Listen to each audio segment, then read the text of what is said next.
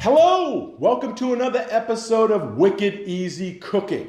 In today's show, we're going to be making split pea soup. But not just any old split pea soup. We're going to be making one of my favorites. And I have the recipe here, and it's Wicked Easy split pea soup with ham. And I'll tell you why it's so good. It's because this slightly sweet, somewhat salty, subtle smokiness of the ham is what really makes this dish. I think, split peas and ham go together. It's like a marriage made in heaven. These two combine so well. And anytime you have roast ham, at home, baked ham, save the bones. Don't ever throw them away. If you know someone that has a baked ham and they have a bone, get it from them. I just throw these in the freezer. And then periodically, I'm ready to make the soup, I just pull them out. So they freeze really well. So grab these bones. This is really going to provide that foundation of our soup. Even if you don't have ham to put in as a garnish, you can always buy a separate piece of ham and cube that up. It's the bone that's really going to provide, again, the basis of our soup. So we're going to have that. And these two together make it my favorite. So, as I said, the recipe I have here, and I'm going to post it at the end of the video after the credits, so you'll have it yourself, and I hope you try and make this yourself. It's wicked easy, it's quick, you don't have a lot of parts going on with it, but at the end it's delicious and worth all the effort that you put into it.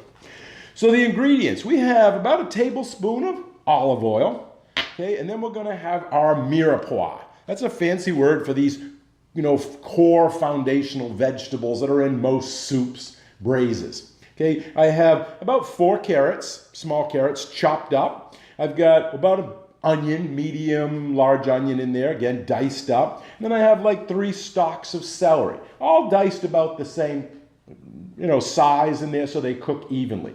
And we're going to put this into our pot with our olive oil and sweat it down. We want the cells to break down, let them get them translucent, release a lot of that moisture and the flavors to melt.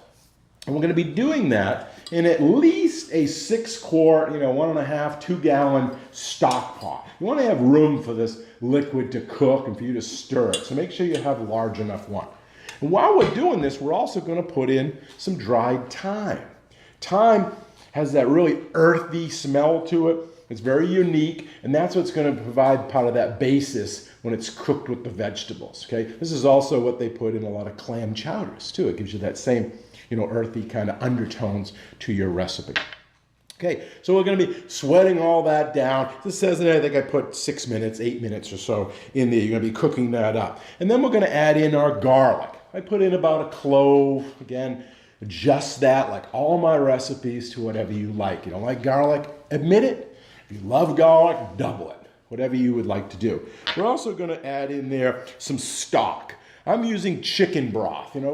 You might have your own that you made from a leftover chicken carcass, even better. Or you could use vegetable stock if you want, if you don't want to use chicken. You could just use water, but it's not going to have as much flavor. But I'm going to use chicken. We need about 1.5 quarts or so. So there's a quart in here, so I'll use 1.5 of these.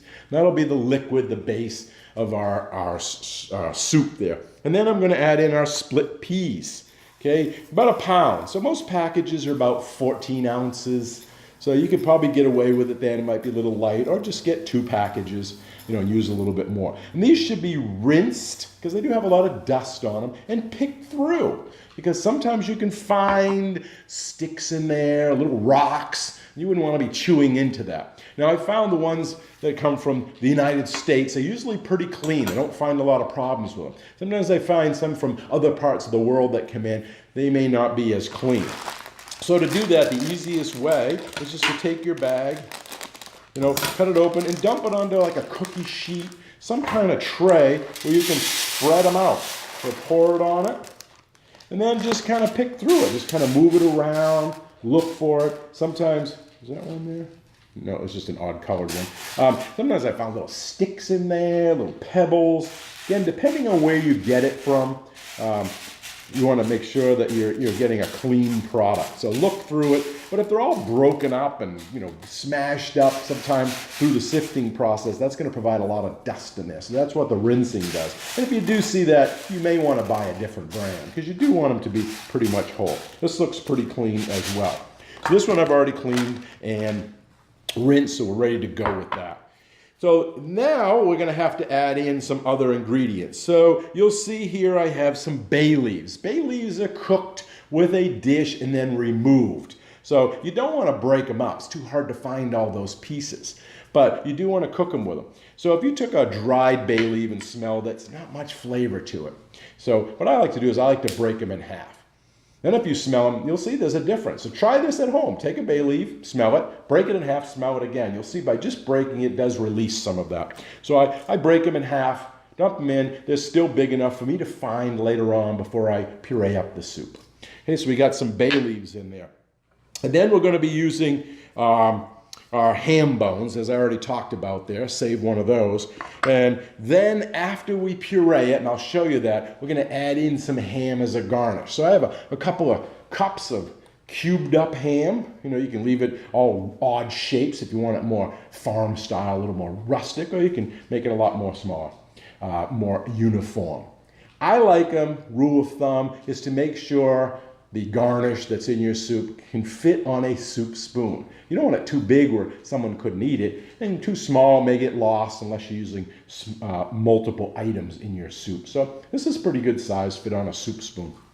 And then at the end, we're going to finish it up with some croutons in there and seasonings, because I have obviously salt, ground black pepper, and we might even put a little lemon juice in there at the end to help brighten it up and finish it off. So let's get started. Let's make this. Okay, to begin our recipe here, we've got our stock pot. We're going to put in our oil, our olive oil in there, and then we're going to add in our vegetables, our mirepoix, okay? Again, they should all be cut roughly the same size so they cook evenly, but they don't have to be exactly perfect because they're going to cook down and they're going to get pureed anyway. So we add all of these in, onions, celery, and carrots. We're going to put this on the heat with our thyme mixed in. Okay, stir it all up. And then just let it cook till it sweats down, maybe 5-10 minutes tops. Okay, our vegetables, oil, thyme, salt, and pepper have been cooking now in the pot, you can hear it, for about 7 minutes now. Hey, this is what we want to do. We want to build those flavors. It's step by step. You could easily just throw everything in the pot and the soup would probably come out pretty good. But I think it's even better if you build those layers, okay? Building that flavor profile, still just as easy. So by putting this on for 6 minutes before we add the liquid, it gives the chance for the vegetable cells to collapse. See all that evaporation happening, all the moisture comes off, it concentrates their flavors and it gets them to blend. So it's kind of like our base. Now we're not sauteing it or frying it here. We're not doing it at high heat. We don't want to brown the vegetables. We're doing it at medium heat. It's really sweating. You know, it's like a steam bath in there and the vegetables are all collapsing. So if I was to show this to you, you could see, I don't know if you'd be able to get it with the camera, but especially with the onions, it's translucent. They're breaking down. They've changed from that bright white of the onion when it went in raw now to a translucent. Same with the celery, it's collapsing. Even the carrots have gotten a little bit dull. They're starting to cook. Okay, they're all blending together. You can smell the thyme in there. Hey, I put salt, fresh cracked black pepper in there. The salt also helps draw out the moisture. The moisture's evaporating. That's that base flavor, foundation that we're going to build upon now. Now we can add in our next ingredients. As it says, the first thing is the garlic. Now you don't want to put the garlic in at the beginning because it could scorch or get bitter. So now after this is sweated down, there's a lot of moisture in there, we can add in our garlic. So again, 1 to 2 cloves, whatever you prefer. And I'm just going to give that a little stir. Instead of just dumping my broth right on top of it, I'm going to give it a chance to kind of blend in with the other vegetables. You know, maybe give off a little smell. I don't smell it yet, so you know, you wait 30 seconds or so and you get that garlic whiff. That's the next layer that's going on in there. Okay, and then we're going to add in our stock, okay, as well as our beans and our bay leaf. And this is just going to now, after that point, cook 30, 45 minutes until the peas are soft. At that point, we can go ahead and puree it. Okay, so I can smell the garlic now in here. I'm going to add in my first quart of chicken stock. You can use water, you can use veg stock, you need like in there.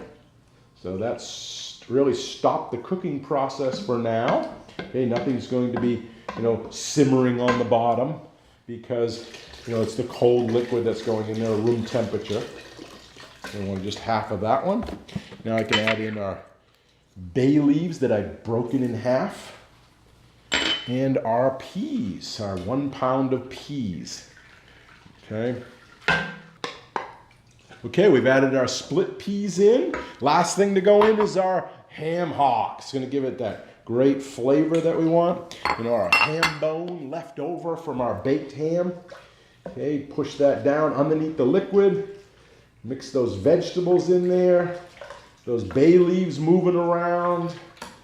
Get them in there. And then that's it. Let it go. 30 minutes, 45 minutes until those peas are soft. At a simmer, not a rapid boil. At a simmer, forget about it, go work on something else, and then you'll come back and we're going to puree it. Easy peasy. Be right back. Okay, our soup is simmering away. It's been about 10, 15 minutes now. It's looking good. We're going to let that keep going 30 to 45 minutes until those peas are soft. Then we're going to puree them up. Now, in the meantime, if you'd like, let's talk about croutons. I have some packaged store-bought croutons here. I think these are Italian. You can get them Texas toast, Parmesan flavored. There's so many different ones out there. They're very hard, they're different sizes. And probably have some preservatives in them, but the salt, they've been on the shelf. Easy, quick to do. I use these a lot. But just in case you want to make your own, thought I'd show you how easy that is. Hey, you got, 2 to 3 slices of bread. You can use white bread, whole wheat, whatever type of bread you want. And you're just going to dice that up, any size you want. I like them kind of big, but not real tiny ones, but not the Texas toast ones either. So again, you just go through them, easy to do. And you cut them up into like little cubes here, see? So that's a good size, not too bad. And then you're just going to take a pan over medium heat, and you're going to add about a tablespoon of oil. I use extra virgin olive oil. And you're going to use about a tablespoon of butter. Now, sometimes you could use all butter. If you don't have any oil, you could use, 2 tablespoons of butter, or just all oil. I think the butter and the oil ratio is really good. And so we're just going to heat that up, let the butter melt, throw in our bread, toss it together, add any seasonings you want. I'm just going to add salt and black pepper, but you could add garlic powder, onion powder, any other seasonings you want. Toss them together, let it toast about 10 minutes, and it's done. Then we're going to pour it onto this plate with some absorbent towel on top to absorb any excess grease. Let them sit. You can cover them, put them on your shelf. You can cover and use them for whatever application you have, maybe some salad. So I've just tossed in the bread. You can see it in here. You can take a little fork, spread it around, let it absorb some of that butter and olive oil. Okay, and then put it back on and let it cook. That's it. Okay, so be right back in 2 minutes. Okay, so all the oil has pretty much been absorbed now, and so now we just got to toast them. So I'll give it a little stir here. This is a good time to season it. Put some salt, a little black pepper. Again, onion powder, garlic powder, seasoned salt, whatever you'd like. And now we just got to watch it, let it toast. Okay, it's just going to get brown like you would in a toaster oven, and it's going to get that oil is going to prevent it from burning. Again, medium heat, medium high heat. Keep an eye on it. Just give it a toss. Use your fork if you need to. I'm going to pour it on the absorbent paper.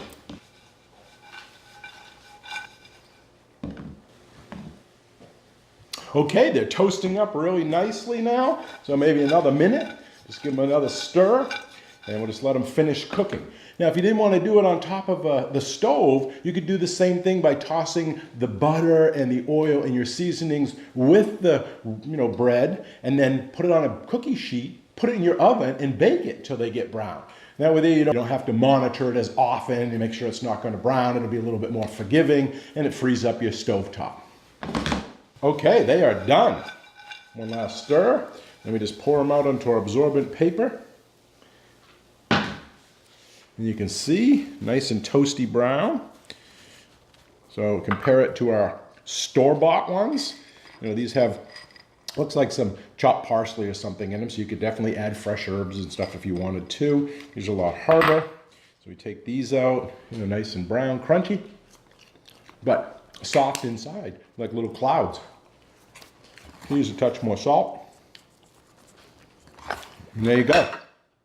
Homemade croutons. Okay, so it's been about 45 minutes and our soup is definitely done. So we're going to take it off the heat, and you'll see it's, it should be, changed color quite a bit, and it's ready to go. We just have to dig out the ham bones. I don't want to waste any of it. And we should also try to find those bay leaves if you can. So we got to go fishing a little bit, searching for them. If you just kind of scoop up from the bottom, usually they'll come to the surface and you can find them, and you'll be able to get them out. My bone kind of fell apart there. Let's see. Okay, I think I got one out. Oop, there's one. And here's a... Okay, I think we got them all out. So that's good. Just give it one last stir. Now, you could leave it just like it is, which is, kind of rustic country, farmer, peasant style, which is perfectly okay. But you may want to thicken it a little bit, and that's by pureeing it. You could put this into a food mill, old-fashioned food mill, and do it. You could take it out and put it into a blender. Be careful with a blender, though. Don't fill it more than halfway, because when you turn it on, it's going to rise with all the heat and the steam, and it can blow the top off and burn you. So you could do it that way. Sometimes I take an old-fashioned potato masher and just mash it up as best I can, which leaves it a little bit chunky. Or you can use a stick blender or immersion blender. Looks something like this. Sometimes they have a cord, sometimes they're rechargeable. You just press it, stick it down inside, turn it on, and what will happen is this here doesn't splash on you, and you can just keep moving around and it will thicken on its own. Okay, so let me thicken this, and then I'm going to plate this up. Alrighty, I have blended this up as much as I want. As I've mentioned in the recipe, I would only suggest blending up half the soup, because you don't want it to be total puree. It's good to have some chunks a little bit left into it. But again, don't have to puree it at all. You can leave it totally chunky. It's up to you. But this is a good consistency for what I'm looking for. Now we just want to taste it and correct the seasonings. So I'm going to give it a taste. It's good. Has enough salt, I think, already in, especially with that ham. Could use a touch more pepper and taste the thyme in it. All those vegetables are really good. So I got the pepper. In the recipe, I have lemon juice, a tablespoon or so.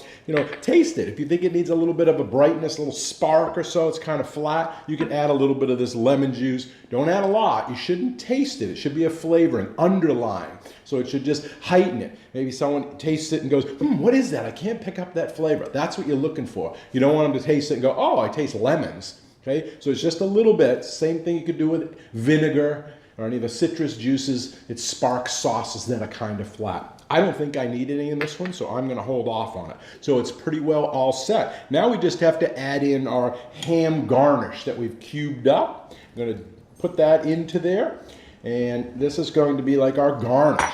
Again, we'll stir it in. You can put it back on the heat if you wanted to bring it up to temperature, but if you leave the ham out, just a little bit on the counter, it usually comes up to room temp, and then when you add it into the soup, it's fine. So this really thickens it a little bit. It's going to add some nice visuals to it to see those big chunks of ham floating. So now we can plate it up. So I have a plate here, got my ladle, dig down and get some of that ham in there, put it into our bowl, couple scoops should do it. All right, that's pretty good. Now, top it with some croutons. We have the store-bought ones here, which you could use, or our homemade ones, that we made real quick. Either one is fine. Maybe I'll use the store-bought ones, they're a little bit larger. So we'll just sprinkle those around the top. And then I have a little chopped parsley. Don't have to have it, but it does add a little bit of color to it. And there you go. Wicked easy split pea soup with ham. I hope you try this at home. I think you're really going to like it, and so won't your family. If you like it, give me a thumbs up, share it with your friends, and subscribe if you haven't. Thanks for watching. Look forward to seeing you next time. Bye-bye now.